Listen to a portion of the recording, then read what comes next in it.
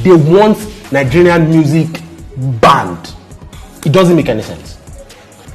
If your people do not like Nigerian music, like if the people in your country do not like Nigerian music is not going to be big in your country. And then you are not the only one that has been here before. We've been here before. At different times in Nigerian history, foreign music has been bigger than our music here. Hip-hop, American hip-hop and R&B were big on Nigerian radio. Much bigger on Nigerian radio than Nigerian music was at the time. Huge! We are looking at 2000s when Westlife, Backstreet Boys, Celine Dion, Jennifer Lopez were huge in Nigeria. Then in the 2000s, we are looking at Ja Rule and 50 Cent. There was an entire G-Unit era in Nigeria that transcended music and into merch. People were wearing G-Units. It started from the Tupac era. Remember that Tupac merch? All Eyes on Me. Everybody had it. If you didn't have it, you were not cool enough. You would cry to your mother to buy it for you. Now, from then, after that era, we are looking at mid-2000s where Two-Face and the VIP had an entire run in Nigeria where they inspired us. Before they were looking at the early 2000s where Awilo Logomba was an entire thing in Nigeria. It was the biggest thing in Nigeria at some point. It was bigger than all Nigerian artists. Either you want to admit it or not. But sometimes Nigerian artists give credit. Nigerian artists pay homage. Remember the Mafikizolo era?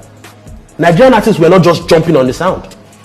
They featured Mafikizolo to a point where we were saying, this is too much. You had Druntown featuring Mafikizolo. You had Davido featuring Mafikizolo. You had Mehdi featuring Mafikizolo. This was Kwaito sound, Afro house. That's some form of homage, either you like it or not. When Makosa blew in Nigeria in the late 90s and early 2000s, gospel artists were making that sound. You don't have to say it expressly that this is what I'm doing before you pray on me. The fact that you're jumping on it is appreciation. One of my mentors would say that the greatest form of respect is imitation. That's the greatest form of respect. You don't have to say it. It doesn't have to be expressed. But sometimes you have to say it. And Nigerian artists do say it sometimes. So as much as these people, and the sound, our pop sounds, they are not essential, they are not especially the same. Like Makosa and Soukous, which is predominant in Francophone African countries, is different from the type of Afro pop we do here. Now sometimes they overlap. Alongside the Afro pop and the Kizomba in East Africa, Kizomba in East Africa, Afro pop, Afro house in South Africa, they sort of overlap to form different sounds because the percussion at the root of it is an African percussion that everybody will understand that is African. Now here is the problem. You can't then say that. You can't say that these people have not influenced you in a way. You can't say that your country has not benefited from it.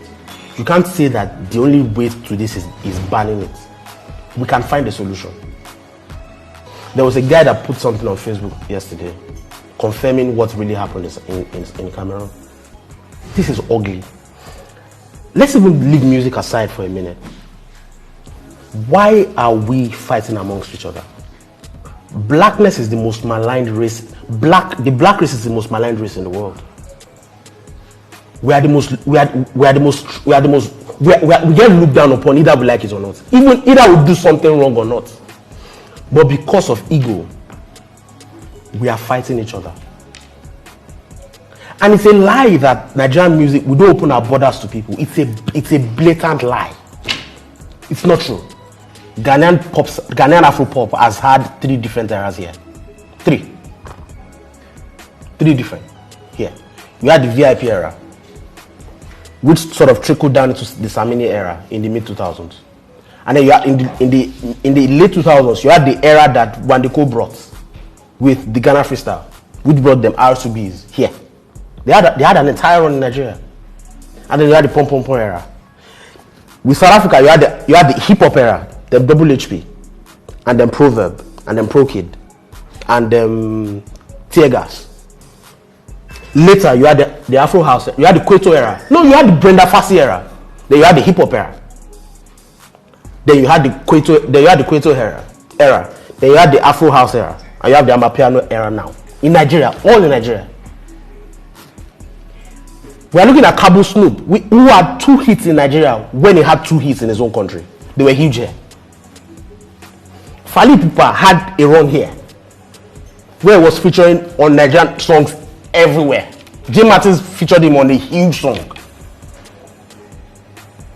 Mafiki Zolo, the same thing, like I said the other time. The way forward is not xenophobia. This is not about music anymore. We need to do better amongst each other, ourselves, and we need to be better. And that's facts only.